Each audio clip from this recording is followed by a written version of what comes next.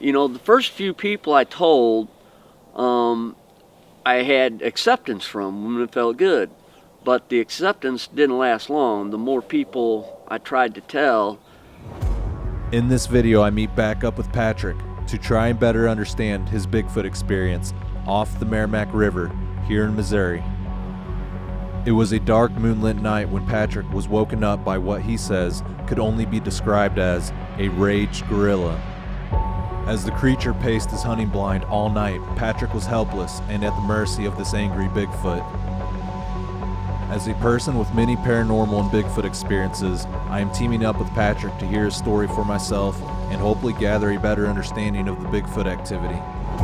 Follow me as I interview Patrick and we search the Missouri forest for more answers.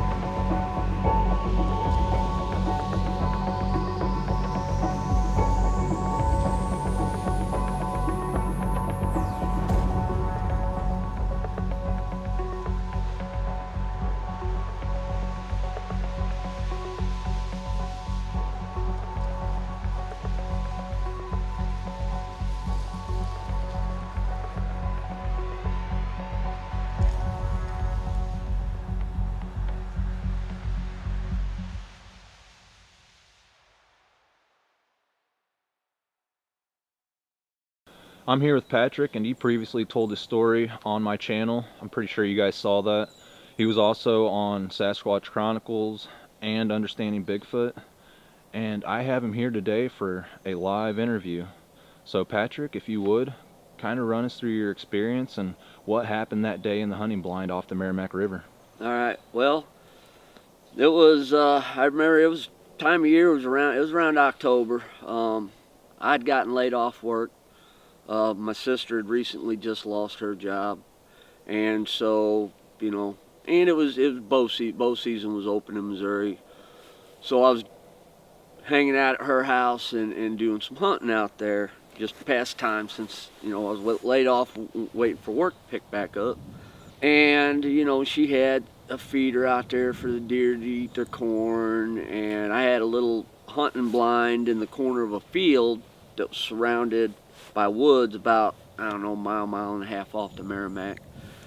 And so, I'd been out there, for a couple weeks scouting the deer and watching them, and I'd been seeing them every day, every morning, every evening. They'd been eating the corn, eating it real good, we'd have to fill it up every few days. And then all of a sudden, when it was getting close to October 13th, because that's the day it happened, I noticed that the deer quit coming around. They weren't around anymore. And in my mind, I was thinking, well, maybe the bucks are in an early rut. Maybe they're chasing the does around. But another strange thing is none of the corn was getting eaten. So it was like they just totally disappeared. But I was still trying to rationalize, because it didn't make sense for them to just all disappear all at once like that. So when I really wanted to get a deer, my sister wanted to get some meat on the table, so I discussed with her possibly doing a night hunt. And so she's like, yeah, that's fine, and you're on my property, it's okay, so I went ahead and got it all planned out, and I went out that morning and I did my morning hunt. Didn't see nothing. Left my gear in the blind. I walked down to a cave I used to like to explore. And I'd go down there and tinker around, and it was something to pass the time, something to do, and it's a nice little hike through the woods. So I went down there and did that day and passed a lot of the day away. Then made my way back up around 3 o'clock, back up to my blind. So I was going to get settled in for an evening hunt and get prepared for everything. So, I walked on back to my blind through the woods and everything, Got back there, got settled in for my afternoon hunt. Once again, dead quiet in the woods. I honestly don't remember hearing any squirrels or anything that day, but I definitely didn't see any deer. Got all cozied up, and I watched the field all the way up till about 8 o'clock, and then I fell asleep, and I had a blanket and stuff in there. I was planning on spending the night in the blind, and hopefully maybe seeing a buck or a doe or something and getting a shot at it. So that was my plan. And so I fell asleep, and I was dreaming. I was drooling down my face. I don't remember exactly what I was dreaming, but I know I was sound asleep. And I got woke up, and it wasn't by a buck and it wasn't by a doe.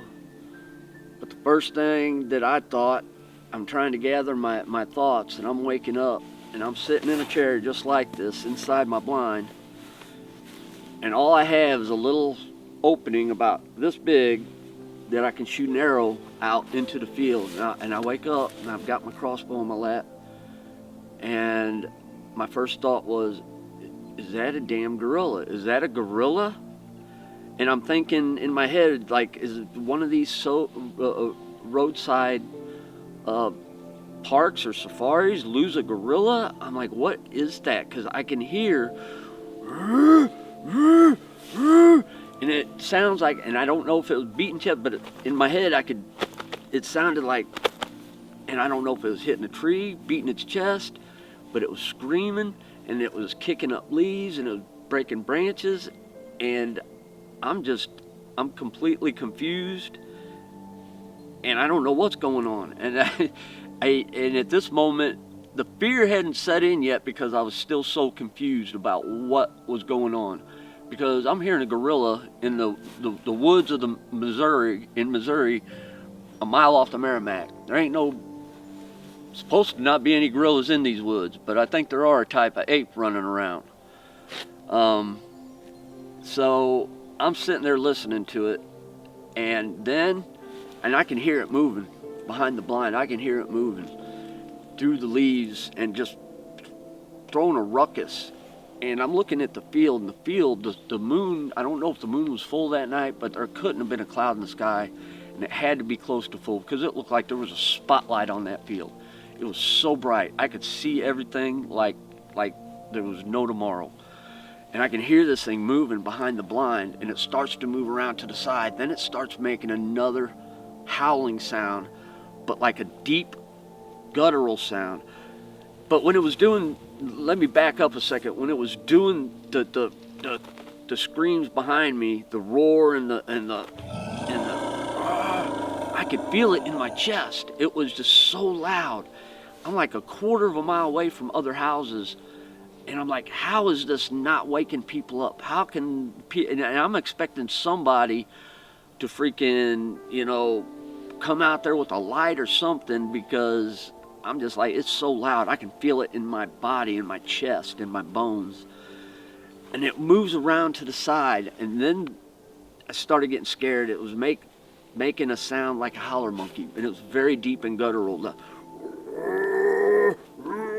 But it was like that,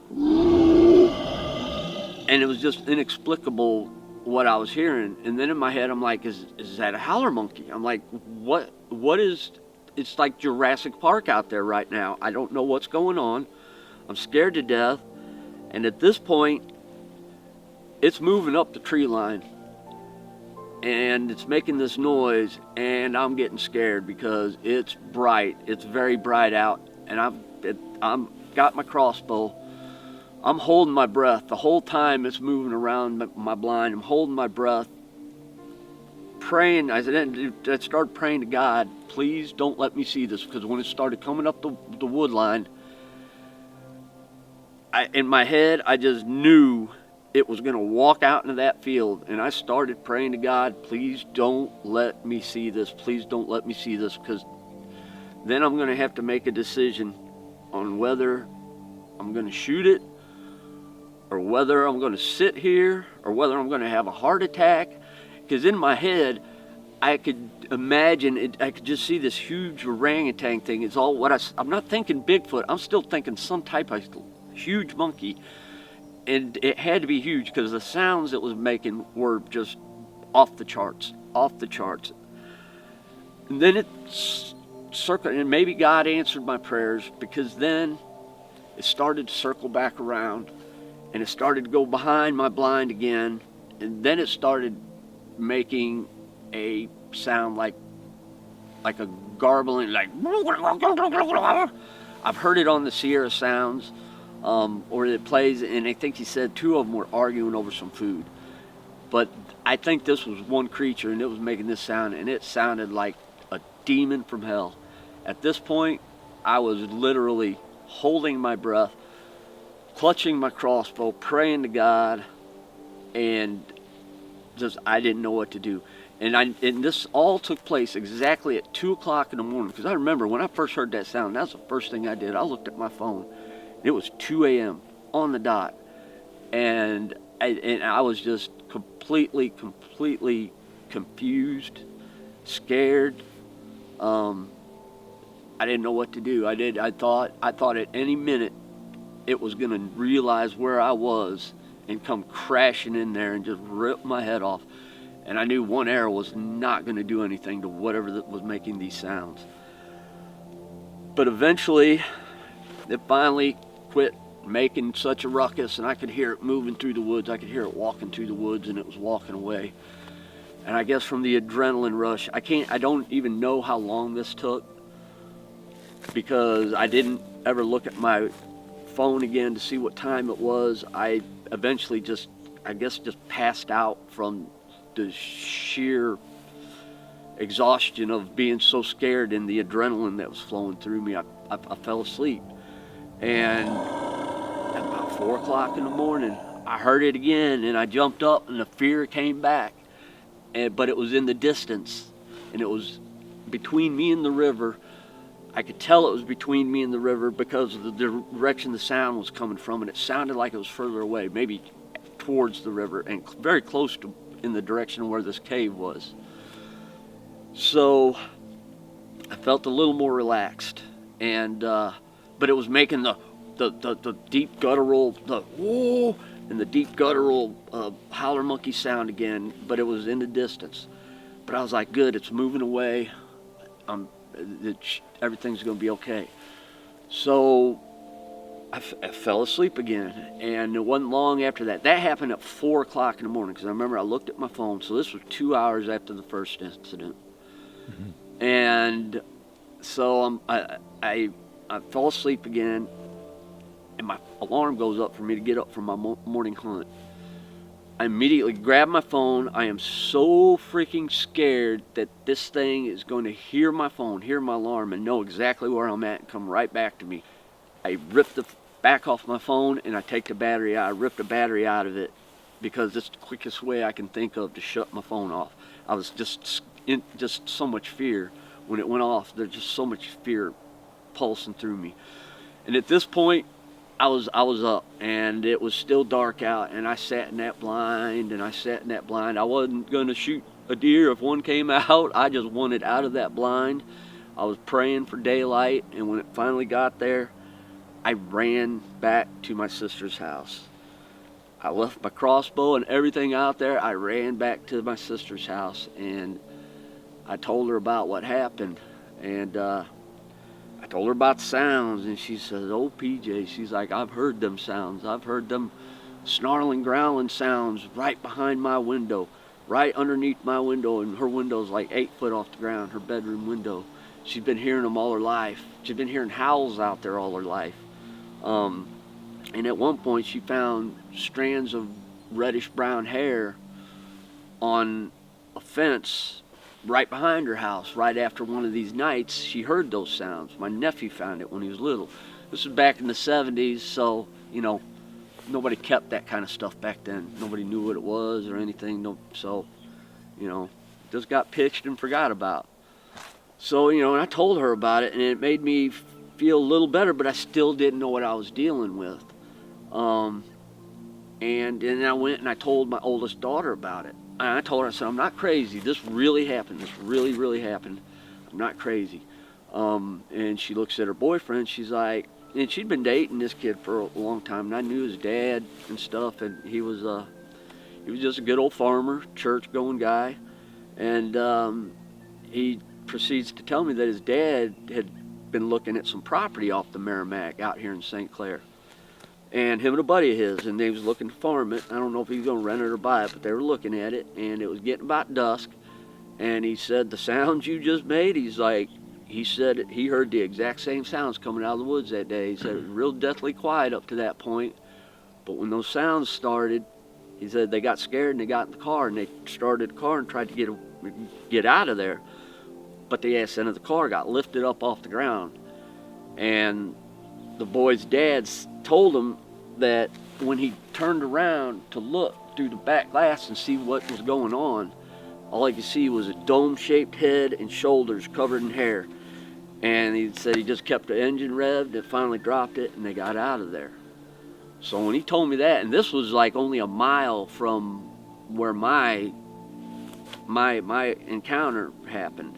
You know, the first few people I told, I had acceptance from, and it felt good. But the acceptance didn't last long. The more people I tried to tell, oh, it was a bear, it was a bobcat, it was this, it was that. And I'm like, no, you don't understand. You just don't understand. It was a freaking gorilla. Mm-hmm. I'm telling you, it was a gorilla. And so then I was on this internal search to try and figure out what the heck it was. I had to figure it out. So I started going through the sounds on the internet, and I heard a lot of the Sierra sounds, and a lot of the things I heard in there were things I heard that night. And then it all clicked. It all clicked with me. So, and the experiences at the cave did not end there, and I actually did get a little bit of redemption out of this, because one of the people that didn't believe me was my ex at the time. And she liked to go out to that cave with me, so even though I didn't hunt anymore in these woods, because I'm telling you, the next day I went out, I grabbed my blind, I grabbed my hunting stuff, haven't been hunting in these woods again. But I did still like going down to the cave. And she would go down there with me occasionally. And it was about a year to the day later.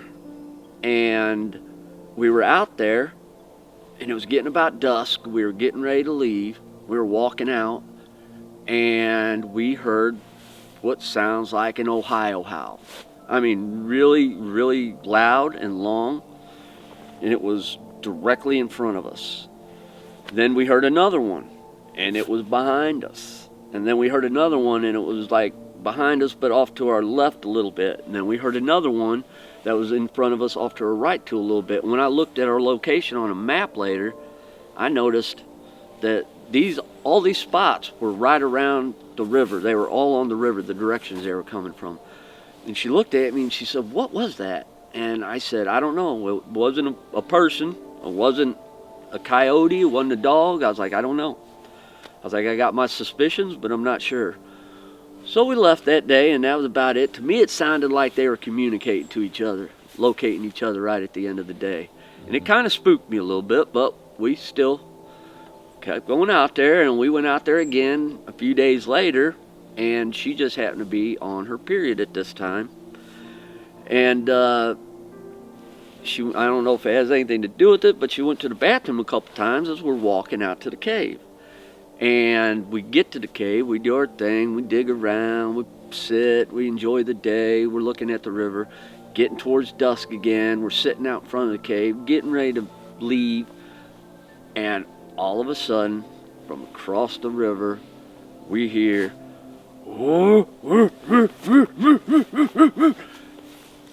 and her eyes got this big, and she looked at me and she said, "It does sound like a gorilla." And I said, "I told you." I said, "I told you, I wasn't lying." So I motioned at her to be quiet, and I got up and I walked down along the cliff a little ways. and I grabbed a log. I found a log, and I smacked a tree as hard as I could, which was probably stupid because we don't really know what that means.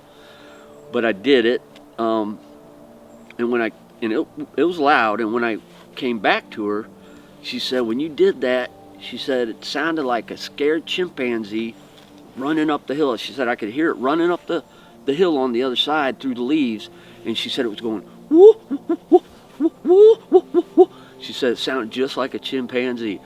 I didn't get to hear that sound, unfortunately, but because I was down the trail making the knot, but she heard it, and I believe her. And then when I did tell my tale, it brought some other people started to tell me stories. Apparently, I had a couple other sisters who had Bigfoot encounters that I never knew about. All my life, I never knew about it. One wasn't a sighting, but it was just a very strange occurrence. They were fishing down at a Labadee power plant right along the Missouri River one night, and they were doing night fishing, fish for catfish, and all of a sudden, a ruckus like a bull was over on the other side of the bank up in the trees going back and forth, and logs started coming flying out of the tree line and landing in the water, which didn't make any sense. I don't know of any animals that can, pick up logs and throw them, but which I thought was a strange story. But then I have a sister who actually saw one, and it was really not that far from where my encounter was, maybe 20 miles on the Burbus River. When she was younger, this was back in the 70s, and they were parked by a field, and they were just sitting there. It was her future husband, and two of their friends, which to this day are two friends are married, and I've talked to all three of them. All their stories collaborate. They were sitting in the car. There was a car coming on the gravel road. There was a car coming around the corner, and as their lights panned the field, they said they saw what looked like a large man walking across the field. They said then the car sped up and got out of there, but they're sitting in their car, and they said after that car passed, then it started running, and it was running towards their car. They got scared because as it got closer, they said it was a Bigfoot. They said they could clearly see it. I showed her one day of the classic stance where he's like this, and she was like, yeah, that's what I saw, except for it was moving. And she said it was running at her car, and she said it was about a foot away from their car before they finally, because they had started the car up, she said it felt like they were going in slow motion. They're on a gravel road, and the tires are spinning, they're trying to get away, and this thing's running at their car, and she was like, they just barely got out of there. She said, and it was reaching, trying to grab their car, which that would have been scary. But never had any idea about that story until I told her about my experience, and then she opened up. But yeah, that's that whole thing, and then it just became like I had to figure out what it was. And then for a long time, I just didn't want to tell anybody. I didn't want to tell anybody about my story. I was scared to tell anybody because I was tired of the ridicule. I was tired of getting laughed at, and then I started meeting some decent people out there in the Bigfoot community, like Miguel, and he knows, and I know. I know now. He knows, and it just is hard for people to live with that and not get it out. So if anybody out there has a story and they want to feel better and get it off their chest, they need to get a hold of these people. Miguel, give him a call or a message. He'll help you. It's therapy. It helps. Yeah, absolutely. It helps a lot of people. And yeah, if you're from the Missouri area or North America, get a hold of me and tell me your Bigfoot encounter, and we'll get it out there and show people. Cool. Yeah. All right, so you mentioned in your last interview, you feel like when you went to that cave to explore that day, and you hunted later on, that maybe the Sasquatch followed you from that cave. Yeah, that's what I've said, because at first I was trying to figure out how it found me, why it was there. And my original theory was, I thought possibly because of the second incident, especially with having my ex out there with me, and the aggression shown, it sounded a lot like what I heard that night. I thought maybe, which I've heard they possibly might mate in October. I'm sure nobody really knows, but maybe that's why they were so aggressive, and maybe he smelt me, another male, in his territory and was trying to get rid of me. But you know, as I've listened to a lot of stories over the years, and just the more I think about it, I think maybe that night he was on a hunt. He might have followed my scent up there, but then again, maybe he was just out hunting and he stumbled across me. It's hard to say, but what I found the strangest was when I heard him the second time, he was headed directly back in the direction towards the cave, the exact same direction I had come from.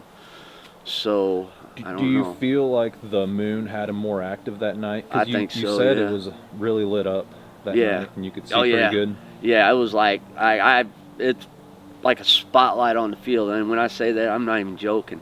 I think it had to have been out trying to hunt or something, because with that much light, it had to make it easy to hunt, I would think. But then again, I don't know. I mean, I think that might have a lot to do with maybe that's why I wasn't seeing the deer around there. Yeah. And also, right behind my sister's house, later on, it wasn't like directly after my incident happened, but later on, a few months later, I was back in the woods, and I found a deer carcass where the head had been, looked like the jaws had just been ripped open, which was odd.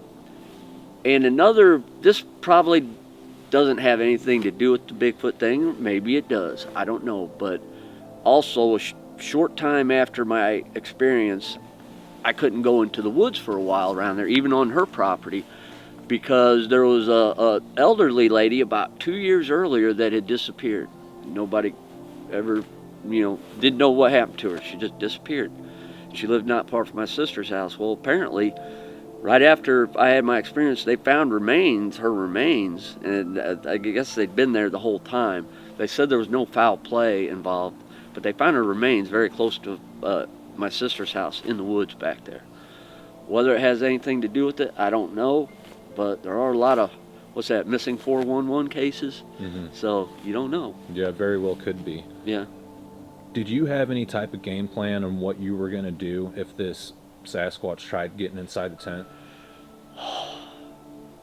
Yeah, pray. that was my plan, because I'm totally honest with you. In my head, if it tried to come in that blind, I'd already given up, because I knew I didn't have a chance. If it tried to get in that blind, I was done. There was no plan. That's why when I sat up in that chair and I had that cross, I was trying to, in my head, oh my God, what am I going to do? If it walks out, am I going to shoot it? Am I going to sit here? And I'm eyeballing, because through the hole, I can see this tree line, and I can hear it right here. I can't see it in the woods, but I can hear it. It's right here. And I'm sitting, and I'm like, I'm trying to come up with a plan, because when I first heard it behind me, I didn't initially think it was going to come through the blind. I just didn't know what the heck was going on. As it started to go around to the other side, then I started realizing what there was something happening. Something was out there moving around. And then I was trying to rationalize a plan as quick as I could. What am I going to do if I see it? And I just didn't come up with anything besides to pray. I prayed to God that I didn't want to see it, because I didn't want to have to make the choice. I didn't want to have to come up with that decision. The only thing I could think of to do was shoot that arrow and shoot for the head and pray for the best. And I don't think that had done it. I don't think point blank. I could have put an arrow in that thing's eye, and as big as it sounded, I don't know if it had done anything. Did you ever think about peeking outside of the hunting blind to see what it was? No, I was scared to death. I was scared to move. Nope. And people often ask me that. Why didn't you look and see? Why didn't you? Because honestly, at the one point, I think I could have saw it. If I would have looked right out the back window of my blind, I probably could have saw it, but I was too scared. And I apologize to everybody out there that says, well, you had your chance, you could have recorded it, you could have got a picture. Well, you know what? I thought I was going to die that night. I wasn't worried about a freaking recording. I wasn't worried about a picture. I just wanted to make out of them woods alive. People that say you miss your opportunities and stuff, sometimes, you know, you're more worried about what's going to happen to you than because you don't know. If I'd have taken a picture, it might have heard me take a picture. I might not be here talking to you right now, you know? Yeah, when true fear strikes, it's very difficult to complete simple tasks, like to pull out your cell phone and make a phone call. If you're extremely frightened and scared, that can be extremely difficult within itself, because you're shaking so bad you can't get the phone open. You can't think straight. Yeah. So, well, in these particular woods, like I've said before, I've hunted these woods since I was little, since I was 8 years old. Me, my nephew, we'd go for weeks on end down at the Sportsman's Club down on the Meramec, run around in the woods at night, day. We weren't scared of anything in these woods. I'd never heard anything in these woods that scared me until that night. So in a way, you feel like you got in the Sasquatch's way when he was trying to hunt? That's what my new theory is. I think he was doing a hunt. I think that's, you know, the more I think about it, I think that's why the deer weren't around. I think he was out doing that night because it was so bright out, and I don't think he wanted to share his deer with me. And maybe it was a combination of things. You know, it's hard to tell. I mean, you can speculate all you want, but nobody really knows. You just try to rationalize and make sense of the situation.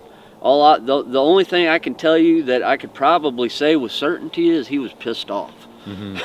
He was really angry. And you find them close to waterways as well. Always. It's always water. Always. It seems like I would say 95% of encounters probably happen very, very close to water, within a mile or two. You know, I don't think they stray far from it. Yeah, I think it's a necessity, and maybe they use the waterways to travel. I think they do. I think they do, because that's where you're going to find your thickest stretches of woods, is along the waterways. Yeah, and all the creeks connect to the rivers, so I think it's like highways and interstates for them in a sense. Oh yeah, I agree. I think it's Okay. They're highways and byways. Yeah. So you mentioned that it sounded like they were bickering back and forth. You thought there was one, but that there could have possibly been more.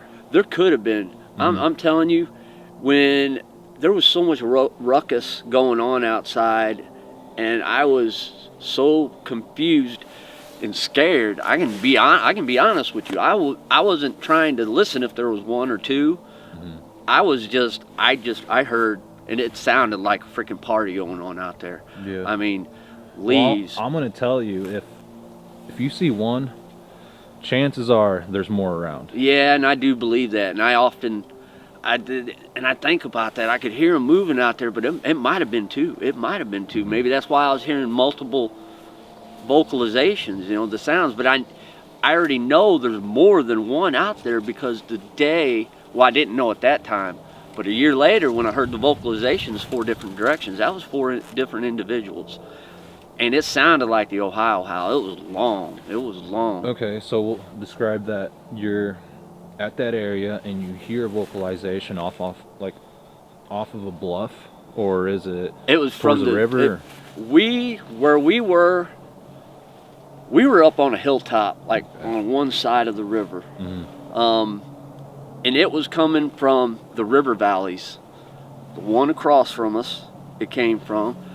And then the river went ahead, and it was almost like directly in front of us, but off to the right a little bit. And then behind us, like off to the left a little bit, and then directly behind us is where they all came from. And you could tell each one was different, but it was from the woods and it was from the water. It sounded like it was coming, because like I said, later I started thinking about it, and I'm like, well, let me look and see where I was when I heard these, because it wouldn't make any sense if I heard a vocalization coming from here and then I look over here and there's a subdivision, you know. But when I looked at the map compared to where I was, it was all up and down the river. So they were basically communicating to one another. Yeah, and I think, and you know what, it made, and I thought about it later, it would make sense to do that along the river because it's going to travel, the sound's going to travel farther down that water corridor. And I would, I would think it would be better for them to communicate. But it was so loud, it was just crazy. I mean, just, and you've heard recordings and stuff, but it doesn't do it justice until you like really hear it, Yeah. You can try to explain it to people, but until they actually hear it, it's unexplainable. Yeah. So you mentioned this thing pacing back and forth behind the hunting blind, and you could hear what sounded like trees being broken or twisted. Yeah. Did you ever go back to investigate the area to see if you could find any structures or any tracks? Much later, because I'm going to be totally honest with you, right after this happened, I didn't want to go back and I didn't look at nothing by my blind. I didn't. Did more computer searching there, huh? Yeah, I got out of there that next morning. Like I said, I ran back to the house. I came back like a day later, and I took my shit down, and I got out. Oh, you went back and took your stuff down? Yeah. Okay. Yeah, that was the last time. Did anything happen when you went back? I went in the middle of the day, dude. I was scared. Did you drive your truck all the way to the spot or something like that? Yeah. I drove through the field down there, loaded my shit up, and I got out. Excuse the word. Yeah, I drove down there, and I picked everything up, and I got out. Yeah, I didn't want to hunt down there no more. It took me a while before I even wanted to walk in the woods down there again and start going back down to the river. Yeah, you mentioned you got on the internet and you found the Sierra Sounds. Yeah. And you were like, that's it. Yeah. Recently I showed you Steve from How to Hunt shared a video. Yes. Did it sound like that? Yes, that was identical to some of the sounds I heard that So night. he just did the whoo, but real kind of like deeper, and then he did like sounded like Jurassic Park. You know when they're driving through that huge valley and you can hear all the dinosaurs? Yep. And one of them just like like a, it sounded like an elephant. Like, dude, yeah, that's what it was like that night. It was like Jurassic Park because, I mean, the sounds. Yeah. Can you describe each different vocalization that you heard? Okay, so one's kind of like a, like them fighting back and forth. Can you describe that? Yeah, it was like a snarling growl. Recreate it for us if you could with your I'll do my best. It was like a snarling growl, but it almost sounded like it was trying to say something too. Like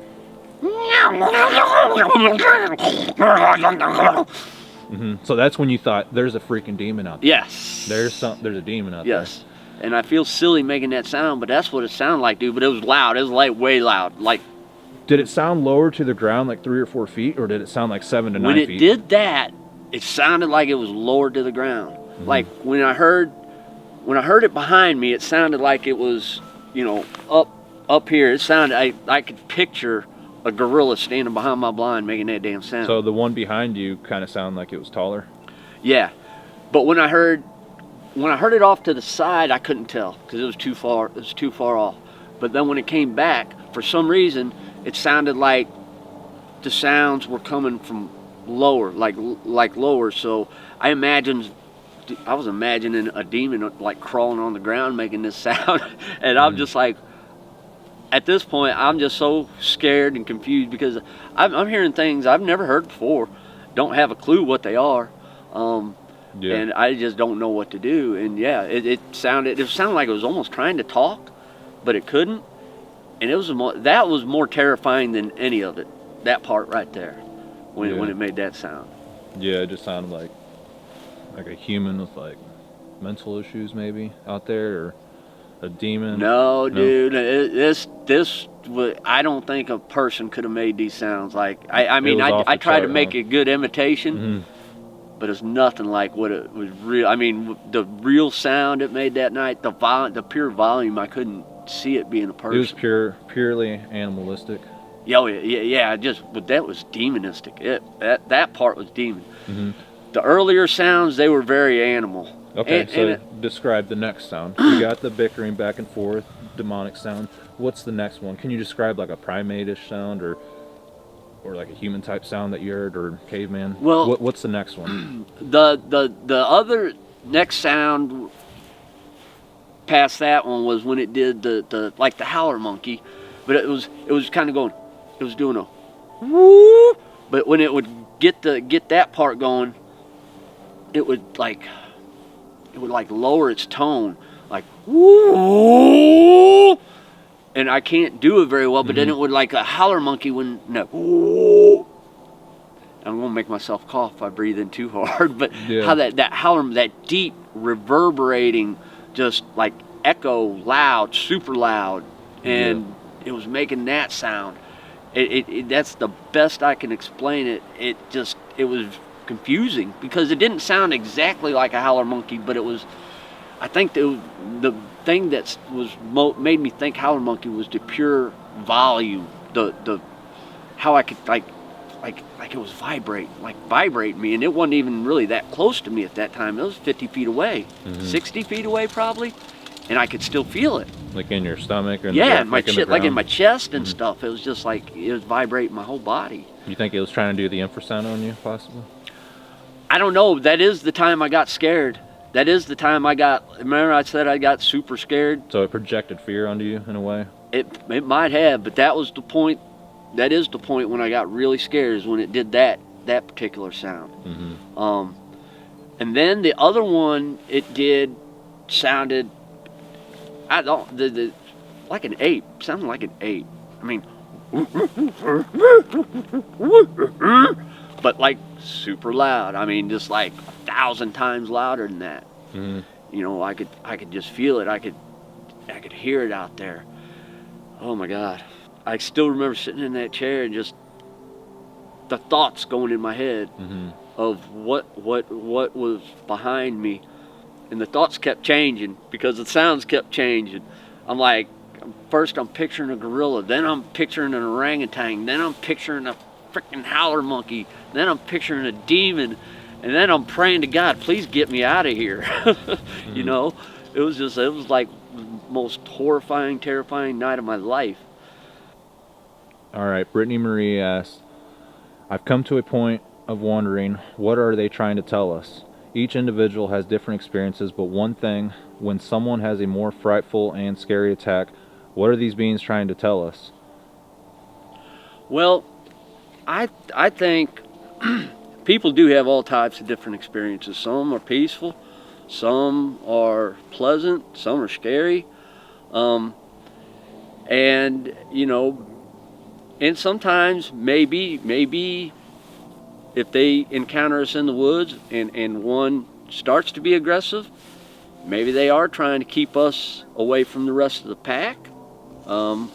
Maybe sometimes, maybe it's a female or a young one and they don't want us, you know, getting close to their territory because maybe there's a big male in there. Maybe the big male's aggression is just to keep you out, to keep you away from the family.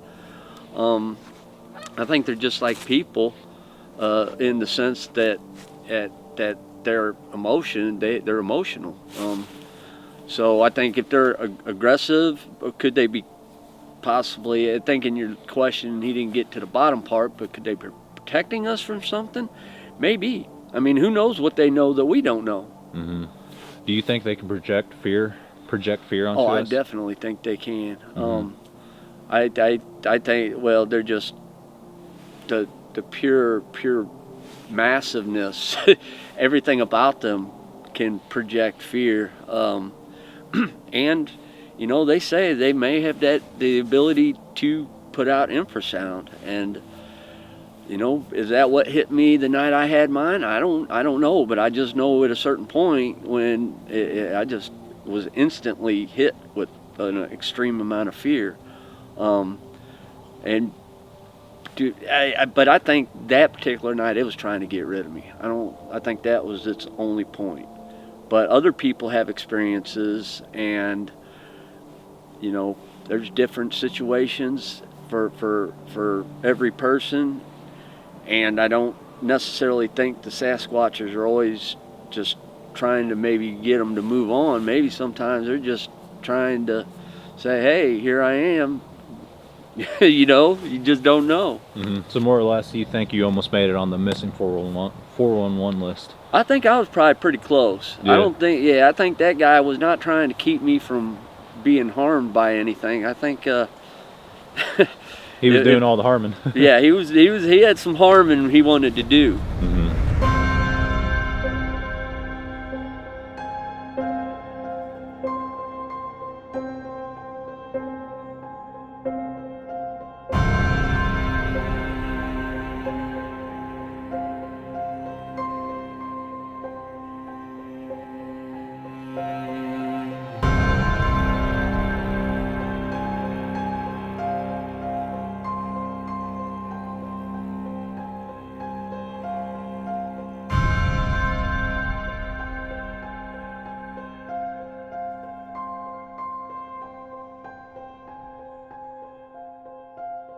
See its fangs, its mouth's open, and its eyes are reflecting, I guess, whatever light, or I don't know if he had a flash on the camera.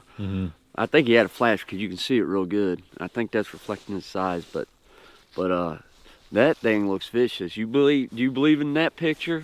Have you seen it? It's the. Do you know which one I'm talking about? The orangutan in Florida that has like the glowing red eyes. Yeah, that picture. But you can kind of see its whole body. Yeah. Yeah. Yeah. Okay. I think that's a real picture. I think so too. You never know. I mean, you don't ever There's know. so many Sasquatches out there and so many encounters. Who's to say that photo isn't real? Well, exactly. Everybody's so quick to say something's fake, but nobody's proven it to be. That's 100%, and you can only imagine how much evidence is actually out there that people do not want to even put out because they're afraid of getting ridiculed. Yeah. I mean, that's one of the main reasons people don't even want to tell their story. Yeah, I know. Sad, but true. The big tree we found the last time we were out, like when you're in a floodplain, you have to look at it a lot more skeptical because that is possible in a floodplain. Yeah. Water can force that tree up like that. But it wasn't in a floodplain. It was on top of a freaking mountain. Yeah. So, but down here, yeah, it's a little harder to tell anything. Yeah. But this is definitely the stomping grounds. How deep is it right here? This spot's pretty deep. Is like it? A lot of people come here and catfish. Yeah. So it's got to be pretty deep. Man. But yeah, That's tempting to go over there and get in that thing. I know. I I think a lot of the cave systems might connect. And probably. maybe if they do use them, you know, they can stay away from people and just never be found. Well, I imagine, yeah, because I've heard a lot of stories about where they go in and out of caves, and people have seen them in caves. I've heard lots of stories about them being in caves, and, you know, I mean, just like Jesse James, man, and his gang, that's how they got away from the cops way back in the day. Went in one entrance, left out another. Yeah. So, you know, maybe they're doing the same thing. Maybe they're today's Jesse James out here in the woods. Yeah, I agree. So, that'd be a nice little spot to sit. Yeah. Yeah, I wish we could get over there and check it out. Maybe when it's a little warmer, we can get the kayaks over there. Definitely. Yeah, I got a kayak. We can definitely do that. Yeah.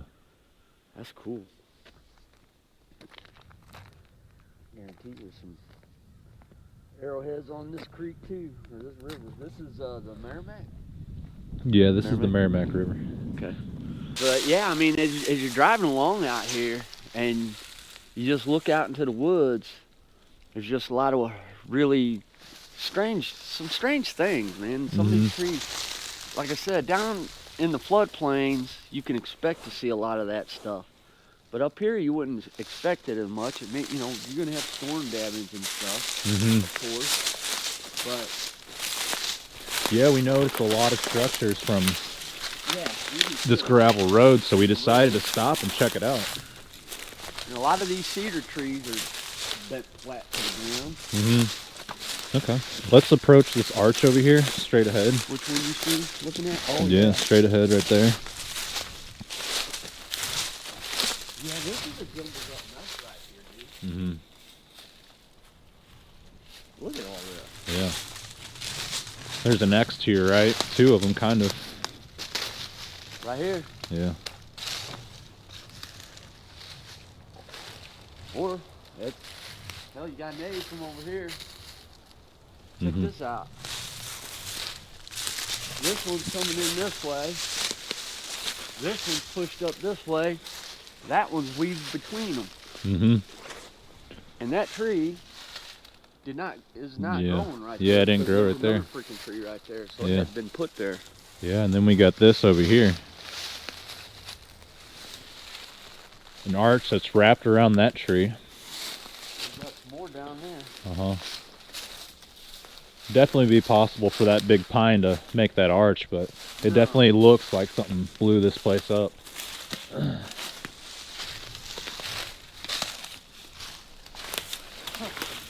Yeah, like this. What the hell is this?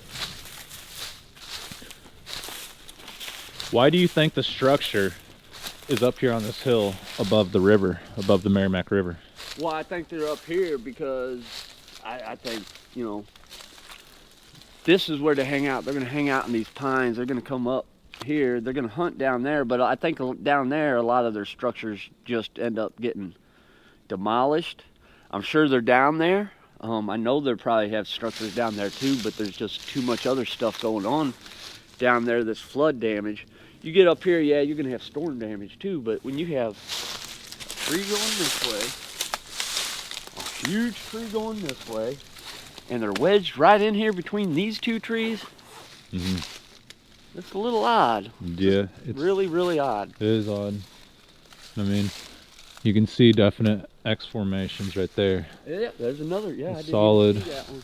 Over there, and all the way up and down this public land road. There wasn't really much sign until we got into this area. Then we started seeing a lot of arches, X's, tree breaks, and things placed in odd. Yeah, and it was strange ways. And he's right. You as soon as we got past this area, there wasn't anything. See how this is pushed over? Nothing fell on that. You can see how that was busted. Yep. Yeah, that was damn. Yeah, and it's pointing towards the road, uphill.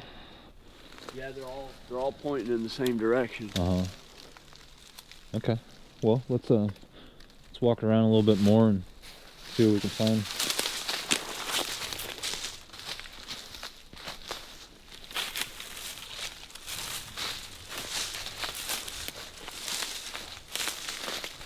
This is a lot of damage right here. Changed my mind. All these trees were derooted. Yeah, this one's derooted too.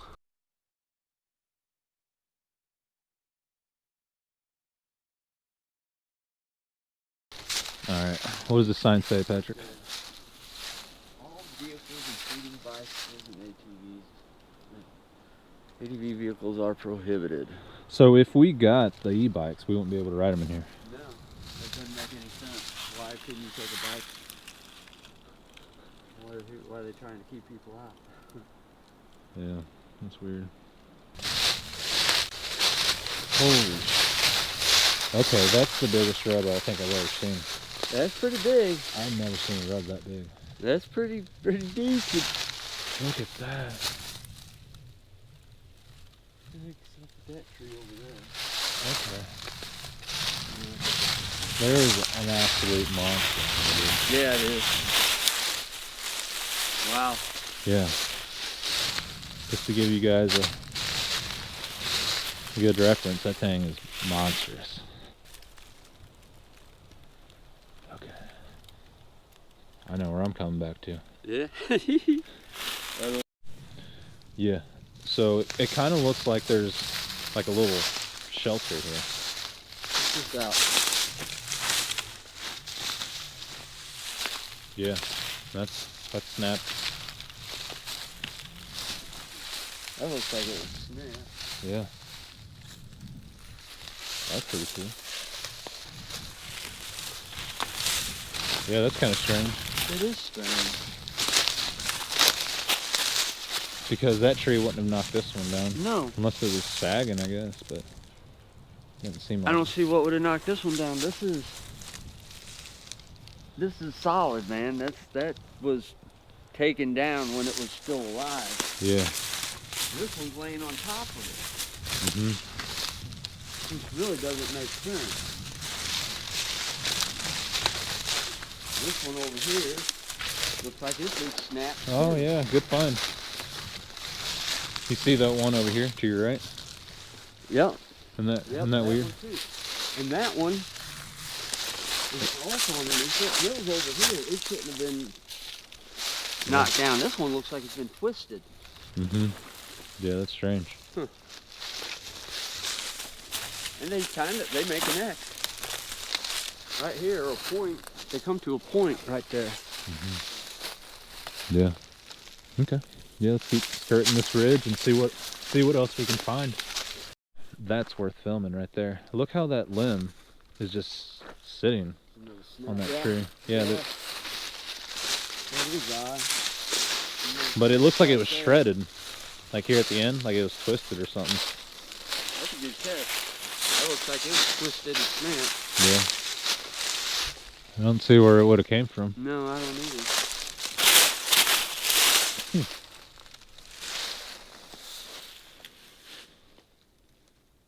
I think the key to having like an encounter in areas like this, or pretty much anywhere, is let them come to you. So if we sat definitely here in chairs and had like a tent, they'd come in for sure. I guarantee it. But it's like when you walk around looking for them, you don't really get much activity. No, yeah, you gotta sometimes. You gotta let them come into you. Yeah.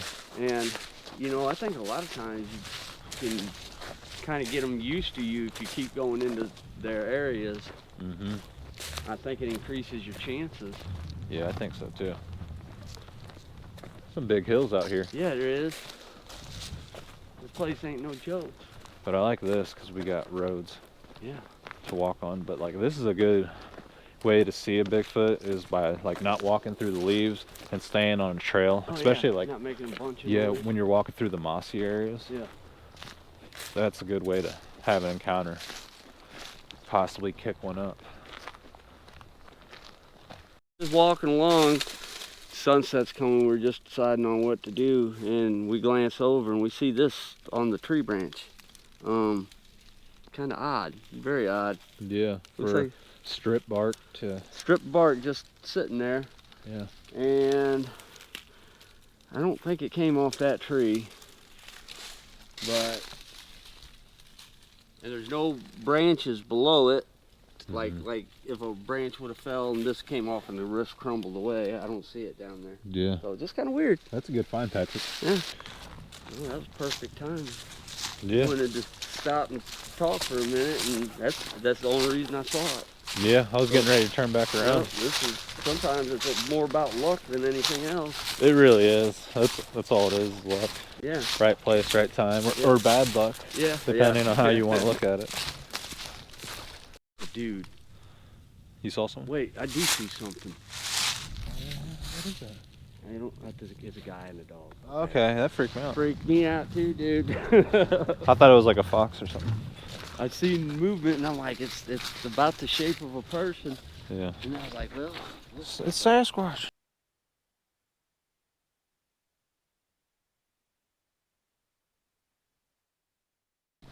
So walking this trail reminds me a lot of my cave that I like to go to where I've had my experiences. Except the one main difference is it's higher up the river. It's probably about, I don't know, I'd say 100 feet up before you get down to this bottom part, but the cliffs are the same. Really? So it's the same type of terrain out there up in St. Clair? Yeah, exactly same. Okay. This is very similar. So a lot of the habitat on the Meramec River or the waterways around the Meramec are pretty much the same. Oh yeah. But it's really diverse, so it's hard to put it in a category. Yeah. Do you think the Sasquatch can get into caves like that? That might be a spot for like a juvenile to even during the night though? Maybe catch some fish, come up here and... Very well could be. Yeah. It'd be a tight fit probably for a big one though. Yeah. But I mean that cliff goes... But there's a lot of big caves around here. There's caves we don't even know about. They call it the cave state for a reason. Yeah, do you think there's caves out there that man has never been in, or maybe There's gotta be. Yeah. Gotta be. Hell, there's creatures out there we haven't discovered. There's gotta be caves out there we haven't discovered. There was people in the comments that said, there was somebody in the comments that said anyways, somewhere out there in the Mark Twain, supposedly there are rumors of caves that have never been found before, or that man has never stepped in. I would believe that, because the forest there is so dense and vast that I could imagine there's probably parts of it not many people have ever walked, period. Yeah, now that it's government, there's people that live in and around it, but the only people that lived there before that were like the pioneers and the settlers. Well, during the industrial age where people were using mills and stuff like that. Yeah. There's another one right there. Another little cave? Yeah. See, this reminds me a lot because the caves I'm talking about, like you'd be walking down the path and there's a cave up top that you can climb up to, and then if you walk down a little further, there's another cave that you can walk, put your whole body in. The first cave you come to, where I'm talking about, you can barely crawl through it. But the other one's quite large.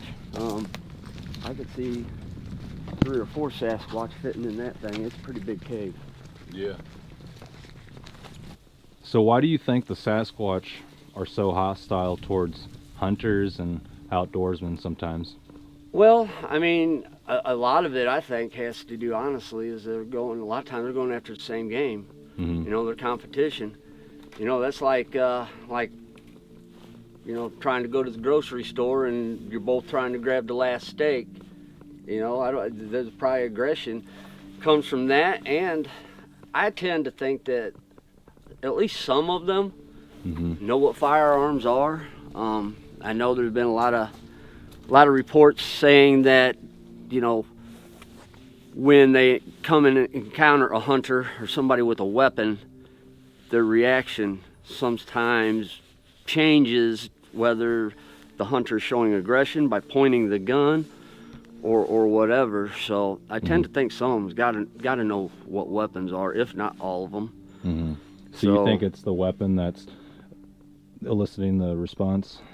I think it has a lot to do with it, but like I said, I really think it has also a lot to do with we're in their territory and we're hunting their game. So get out. Yeah. Basically. Yeah, I understand.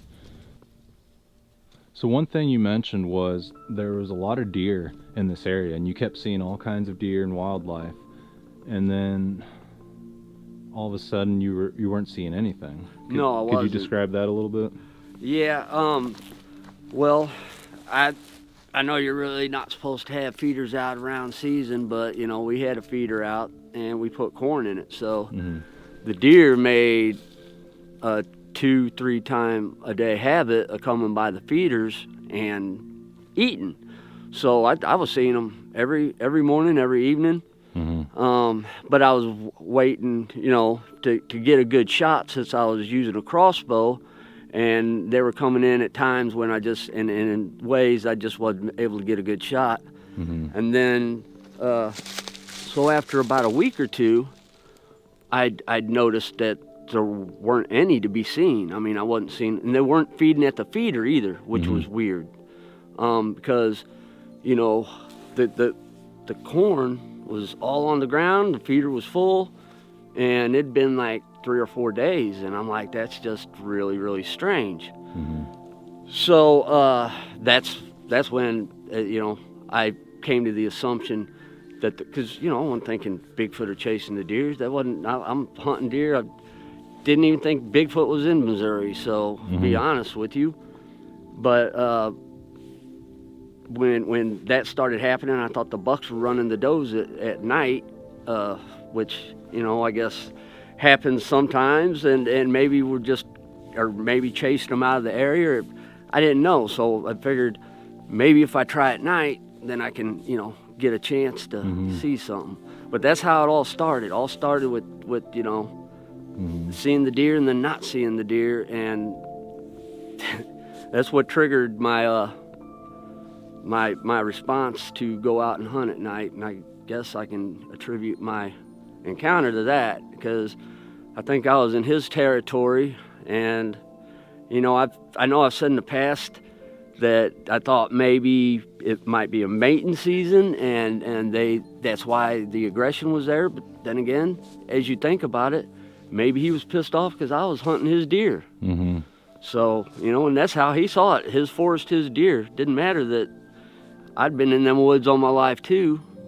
They were apparently his deer, and he didn't want me taking them, so I don't know. Yeah, that's a reasonable assumption.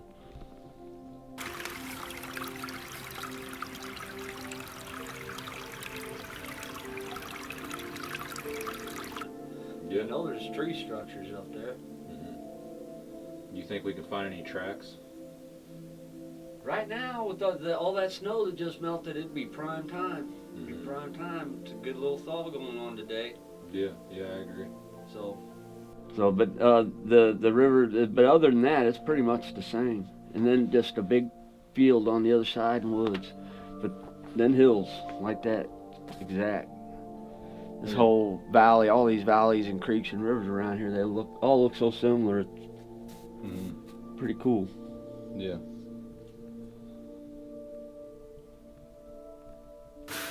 I wanted to explore this cave a little bit, see how far back it goes. I don't know if you can kind of get back in here with me. But yeah, I mean, if you were a big predator, you wanted to get in here, it kind of opens back up. Yeah, it gets a lot smaller back there, but at the same time, something could squeeze through there. Maybe it opens up into a giant cave. Oh, definitely. And for all we know, this could connect to the Meramec Caverns in Sullivan or Stanton, Missouri. That giant cave. I mean, it's possible. Oh, it's definitely that possible. all these little cave systems connect, and even like a little hole out in the woods that doesn't seem big enough for something to travel through could honestly be something that opens up and gets a lot wider as you go in. But yeah, I mean, I don't know how far we're willing to go back here, but I'll check it out as far as I can. Pretty cool. Yeah, it is. I put the video in my editing software and EQ'd it a little bit and pulled out some of the vocalizations that you could hear in the distance. But this one is similar to that Bobo Fay call. I don't know what else to call that vocalization. I just call it the Bobo call, but you might be able to hear it.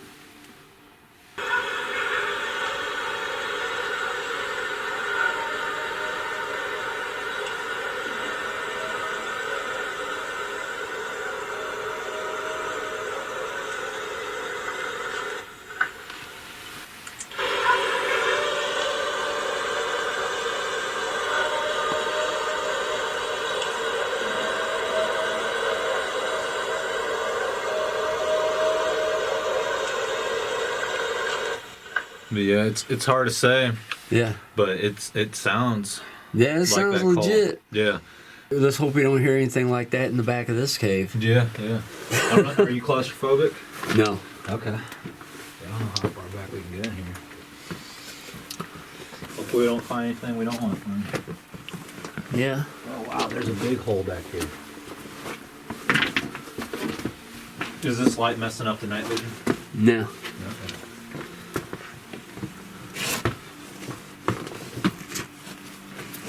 Watch your step right there, to your left. To your left. Oh, that is a big hole. Glad you didn't fall into that. Okay, so this does go back a long ways. It keeps going. Holy moly. Yeah, this keeps going. So yeah, if a Sasquatch wanted to get in here, Yeah. definitely could.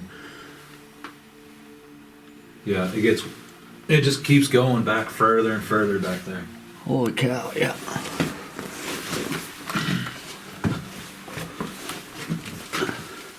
I'm sure people have come back here and excavated this whole thing. I guarantee you they found something back here. Like when this cave was first discovered, Oh, I there's guarantee- no way you cannot find artifacts. Yeah, I guarantee it.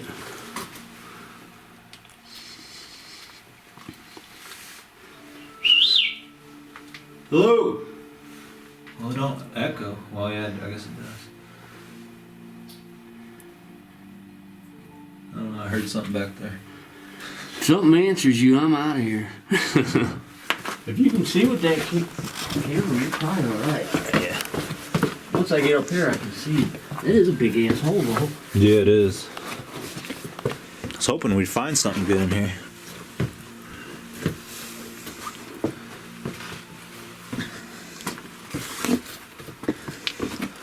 Yep, watch your head.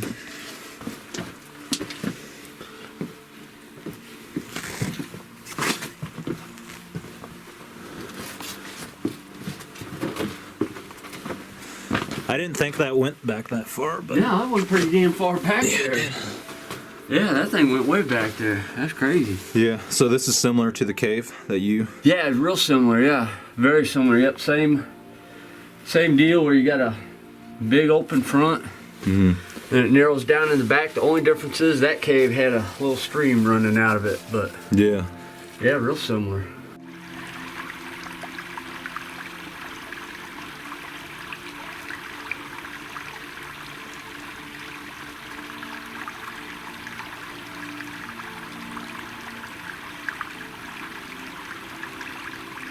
Actually, that week, nothing really strange until the deer just like disappeared. It was just really odd, you know. Just in that area, there's always deer, always deer. But you know, I never hunted it that hard and constant to ever notice how they were there all the time, and all of a sudden, boom, they were gone. What did you think when all of a sudden there was no wildlife around? I honestly, I didn't so much. I thought it was odd, and I thought the bucks were probably going into a rut, you know, an early rut, and they were chasing the does. Like I said, it was October 13th, so it would have been really early, but you know, I mean, I thought it was possible. So that was my best theory. My deer blind sits in the corner of that field, and when I'm sitting in it, I've got just a little hole, just big enough that I could see the field, and I could see the edge of the wood line. But the woods, I could see just the edge of them. Then they wrapped around my blind, and then it went the other direction. I couldn't really see the other direction very well from where when I sat in my blind, but usually the other direction headed towards houses and stuff. But the wood line I could see was the one that the deer traveled, and that's the one that ran down to the river. So that's to your right, the deer were coming out of? Yeah. Okay. So you were anticipating like a buck to come out of your right side and feed into that field? Oh, most definitely, yeah. Okay. So what time did you get there? Did you describe that? Yeah, I got there that afternoon about 3 o'clock. So I got back from the cave fairly early. I mean, because generally I wouldn't go out for an evening hunt until about 4, but that day, you know, since I was planning on staying there the whole night, I got out there early. And I got settled in about 3 o'clock and did my evening hunt, and it was nothing. Everything, it was quiet. Like I don't remember seeing or hearing really anything. Did you see any squirrels or birds? Yeah, I don't really remember seeing anything that day. It was very, very boring afternoon and hunt. There wasn't really anything to watch. And so then I eventually just kind of, it got dark, and I think it was about 8 o'clock. I finally got tired of just sitting there, and I dozed off.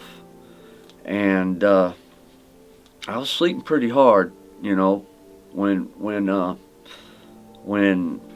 I was having a dream. I still remember I was having a dream. I don't remember the dream, but I remember I was having a dream, and I had drool coming down my chin, and I got woke up, and I couldn't believe what I was hearing. And I grabbed my phone. I remember I grabbed my phone, and I looked at it, and it said 2 a.m. and it was 2 a.m. on the dot. I remember that. October 13th, freaking 2 a.m. and this thing sounded like a damn gorilla. I could hear it sound like it was popping its chest. I don't know.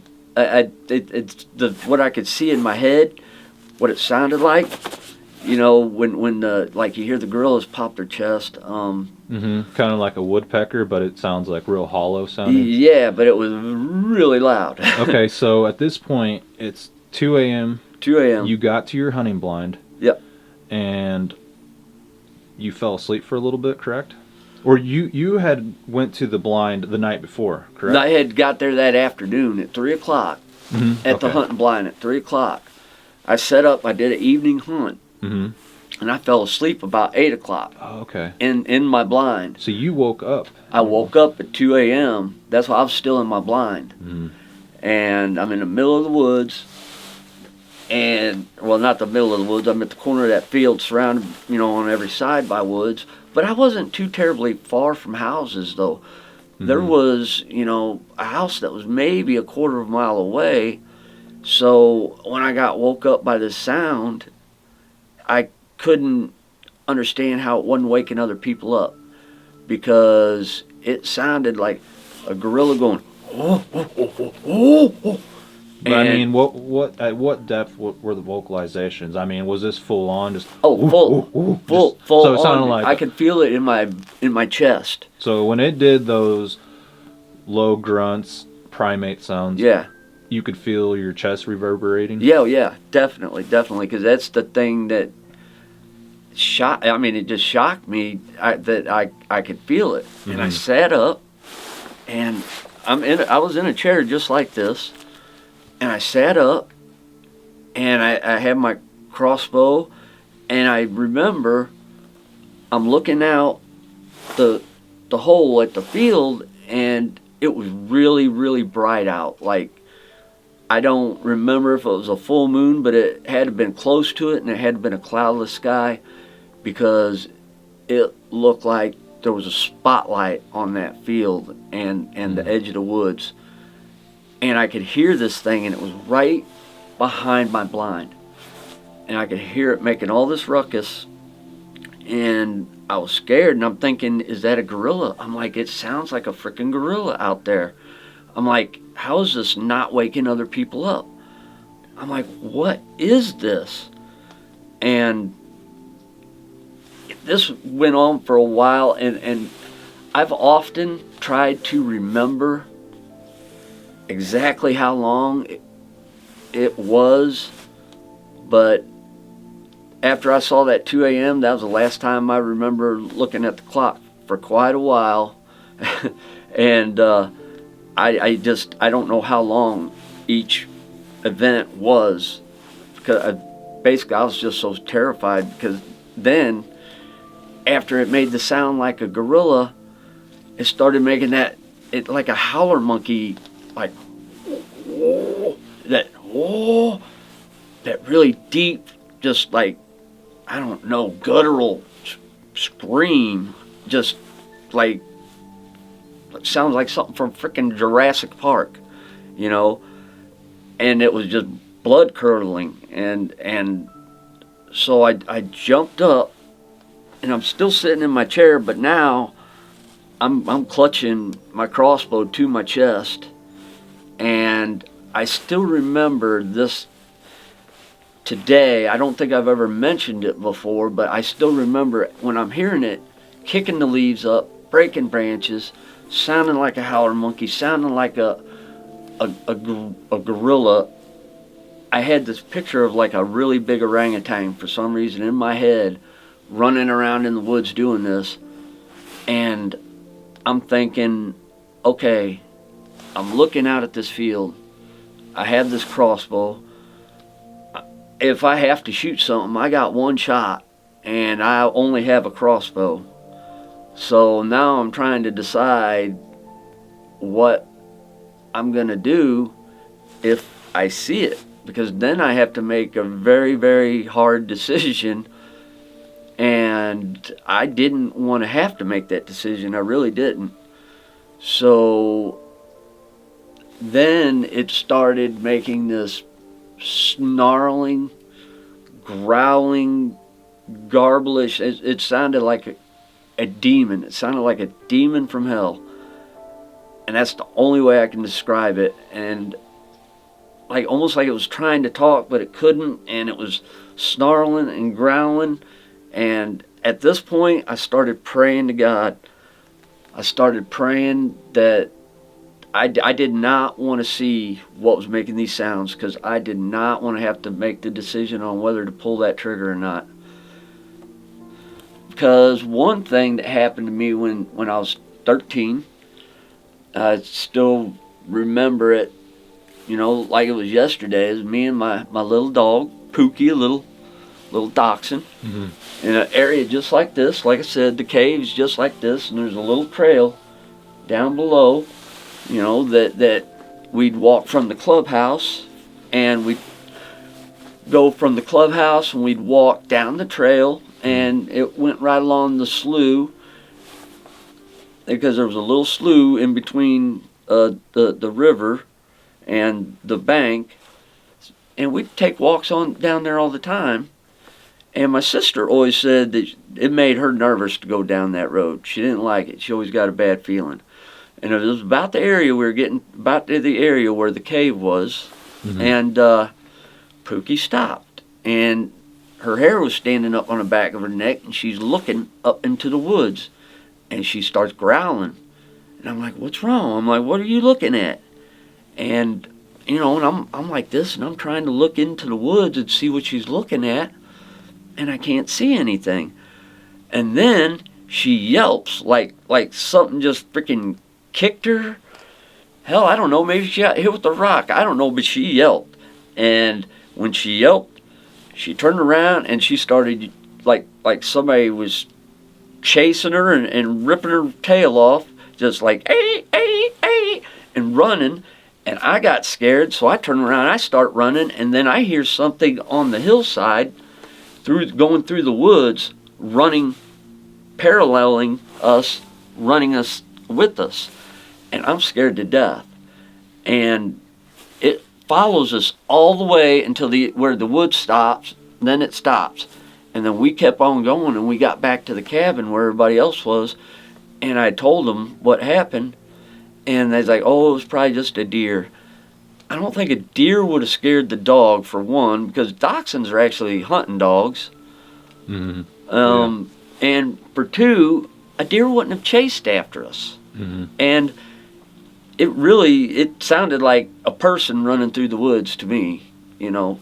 Yeah. And my sister had experiences out at her place too. You know, she's had she's heard that snarling, growling sound I was telling you about. She said she heard the exact same sound, right behind her house, in the woods, right behind her house, which is not very far from where my hunting spot was. She said the exact same sound. She said she heard it, when she heard it though, it was right at her window. Her window's at about 8 foot off the ground, so it had to be something pretty big making it right at her window like that. So it scared her to death. She said she found reddish brown hair, I think it was like 4 to 6 inches long, on the fence behind her house, which was strange because there's no horses or anything back there, no wildlife, and deer don't have hair that long. Okay, so you mentioned the experience took place October 13th. Do you think the time of year had the Sasquatch more active? Oh, definitely. I definitely do, because that wasn't the end of my October experiences out there. It was about a year later. I was out there with one of my exes, and we used to explore the cave quite a bit. And we'd like to go there and just mess around. And like I said, it's October again, damn near a year to the day. And we were out there one particular day, and we were walking back to the vehicle through the woods, and it was getting just about dusk. And we hear what sounds just like the Ohio howl, and just like, you know, the recording that I let you listen to, that I sent to you, that my sister recorded, and we heard it 4 different directions. And later I actually looked at a map at the area, and every direction was from a different spot on the river. But it was 4 different locations and 4 different vocals, but it sounded like there was one, and then another, then another, and then another. And she stopped and she looked at me and she said, "What was that?" And I said, "I don't know what it was." I said, "But it wasn't a coyote. I don't think it was a person. And I don't know what it was. So, you know, and we just kind of, okay, we heard something strange, and we went out there again a few days later, and we're walking the trail out there, and, you know, she had to go to the bathroom, and it was that time of the month. And this is actually the reason that made me originally think that it might have had something to do with my male scent. It is because a year later when this happened, she was on her period that day. She went to the bathroom a couple times when we were walking out there, and something very peculiar happened. Right about dusk, we're sitting right outside the cave, just like this. Sun's going down. And over in the hills, you know, there's the hills going up, and we're sitting there, and all of a sudden, we hear the and we hear it on the other side of the river, over in these trees. And her eyes get as big as saucers, and she looks at me and says, "Oh my gosh, it really does sound like a gorilla." She never believed me before when I told her what had happened to me, but this day she was with me. I wish we still got along today. I'd have her tell the tale with me, but we don't. But she heard it, and I motioned to her to not make any noise. And maybe this was stupid, maybe it wasn't, because we really don't know what wood knocks mean. But I got up and I walked down the path a little ways, and I grabbed a log, and I smacked a tree, and I smacked it hard, and it echoed through the whole valley. And she said when I did that, she could hear it scurry up the hill on the other side through the leaves. She sounded like it's making it sound like a scared chimpanzee, like or excited or scared or something. And she said it ran up the hill. I didn't hear that part. She heard it. She told me when I came back, because I had to walk a little ways down to get a good log, you know. But that's why that cave area is just, it's very active, a lot of strange sounds and goings on out there. So. And this is the same cave? Yeah, the exact same. Yeah, every experience out there has always been the same cave. Okay. Yep. Was that the same vocalization that you heard that night in the hunting blind?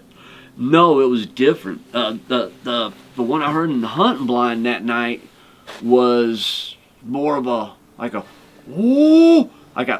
howl. It was more like, well, I mean, more like a howler monkey, like a deep. It was aggressive, I guess you could say. More of a like an aggressive kind of howl. This howl didn't seem like that. This was just seemed more like a communication type howl.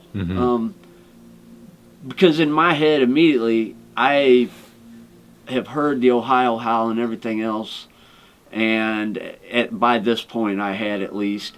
And so when I heard it, in my mind I was thinking that sounds like them trying to locate each other, and it made sense being right at night. Maybe they were in different places during the day and they're getting together at night and they're going to meet up. So that's their way of communicating and catching up. I told my story and started getting it out there, then more people were starting to open up to me about their experiences. Like I had a sister not far from the Meramec, it was on the Burbus though, but not far from the Meramec, that said when she was a teenager, her one of ended up being her future husband, then future ex, but whatever. But those two and two friends of theirs who are actually still married to this day, and I've talked to both of them and her, and they've all collaborated each other's stories that they were sitting in a car one night, and there was a field, and they were right by the river, and there was another car coming from around the corner, and as their lights panned across the field, they said they saw something that looked like a big man walking across the field. So they said they noticed it was making a beeline straight for their car, so they got nervous. They started the car up, and as it got closer, they could see it, and they said it was a Bigfoot. There's no other explanation other than it was a Bigfoot. I was going through some pictures with her one day, and the classic Bigfoot stance going like this. She said, and it shows it, and it looks like a Bigfoot from the side. She said, that's what I saw that night, except for it was moving. I was like, well, then you saw a Bigfoot. No doubt in my mind, which that's not far.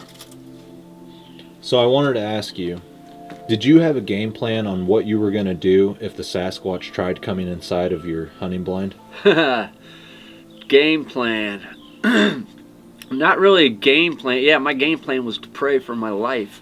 And no, I didn't. That was the decision I didn't want to make. I knew I had one arrow, and I could tell by just by the volume. I didn't have to see the creature. Just the volume it was putting out was vibrating me. I could feel it in my chest. I knew this arrow wasn't going to do nothing. Once I shot it right through its eyeball, and then even then I wasn't 100% sure that would do anything. You know, it sounded massive. Mm-hmm. So. Did you have a knife on you or anything? I had a hunting knife, but I'm telling you, no, it's like bringing a pea shooter to a freaking gunfight. Mm-hmm. I literally felt helpless. I really did. Even though I had a crossbow and a knife, that I had a feeling of helplessness. I really did. I didn't think I stood a chance if there was anything. If it decided to come get me, I'd have been done. I know it. Mm-hmm. No doubt in my mind. I mean, I had so much fear. What's the closest it got to your hunting blind? I would have to say when it was closest was when I very first heard it. When I first heard it the first time, the best guesstimate would be 10 to 20 feet. I would say right behind my blind is where it was. And from there, as it circled, because it went from behind and it circled, it was going maybe 60 feet away and then circling back. And then it'd come back to about, I don't know, between 10 and 20 feet behind me. It just kept going back and forth, making these sounds. And it went back and forth a few times. And then after a while, then it was, like I said, then I could just hear it pacing and breaking stuff. And it wasn't making the noises later, but it eventually moved on. But it was a horrifying experience. Mm-hmm. How did it make you feel after you talked about it with Wes and got your story out there? Did that help you? Was that a positive thing? Oh, definitely. Because when it first happened, I felt like I had to keep it bottled up. I told a few people, you know, and a few people took it well, thank goodness. But then a lot of people ridiculed, and I didn't feel good telling anybody about it. Because you just get tired of getting laughed at. So when I went on his show, it was like a weight was lifted off my chest. I finally got to tell people who believed me, which meant a lot, because it sucks having something like this happen to you and you're scared to be honest because you get ridiculed and be called a liar. And so, you know, going on there helped me tremendously. Then, you know, from there people started reaching out to me, and I've made some new friends. And, you know, then Mike asked me to go on his show, which was really cool and fun. And then Mike introduced me to Miguel, and Miguel has taken me and shown me some things that I can't explain, and and now my goal in all of this is to maybe go out and find some stuff. Now that I know more of what I'm looking for and what we're going up against, and I've got people on my side now and can educate me, maybe I can find more and see more and have more experiences and help other people, and maybe help them to feel okay to come out and tell their story. Because the more people that tell their story, you know, the more people hear it, and the more that feel comfortable to tell theirs. And you know, it just takes, like I said, when I told mine, I was scared too. I was nervous. The first time I told it and I knew it was going to be played, you know, on a podcast. I was really nervous about it because I didn't know what the backlash was going to be, but it was all positive. And the more I get it out there, the more positive it seems. And I really believe in what Miguel's got going on here, and everything he's teaching me and showing me, and I want to take that education and pass it along to other people, make them aware. Okay, so if you had to give a piece of advice for people in Missouri, or anywhere for that matter, bottling up their encounters inside, what would that be? Oh, that's like it's a nightmare to have something like that trapped inside of you that you can't tell anybody, for fear of being ridiculed. I mean, you know, that's horrible to have to live with that and feel like you'll be shamed. And that's how I always, you know, felt after a lot of society, you know, found out, before I really started getting into the Bigfoot Society and talking to some people. And I know there's a lot of trolls and bad people out there, and there are, trust me. But there's a lot of good people out there too. And the good ones are the ones you got to reach out to, because they're going to help you every step of the way, and make you feel like you belong, and you can tell your story, and you can be believed. And it's like therapy. It really is. Mm-hmm. So I wanted to give a shout out to one of my subscribers, John Craig from the UK. I appreciate you always commenting on the videos and being super positive and engaged with the content. But yeah, I just wanted to say I hope you get better, man. I hope your back gets feeling better, and yeah, I appreciate you following along.